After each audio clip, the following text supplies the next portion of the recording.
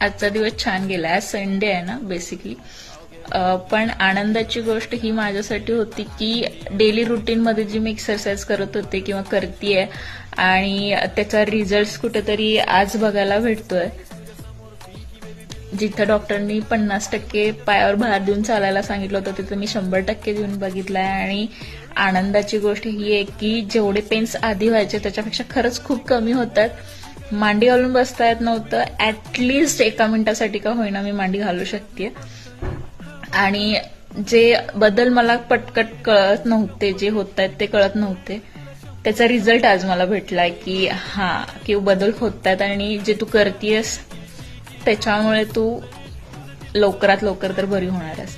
So मला सांगायचं एवढंच आहे, माणूस जसा पटकन बदलतो आणि त्यातले बदल जे आपल्याला पटकन कळतात पण शरीरातले बदल हळूहळू कळतात.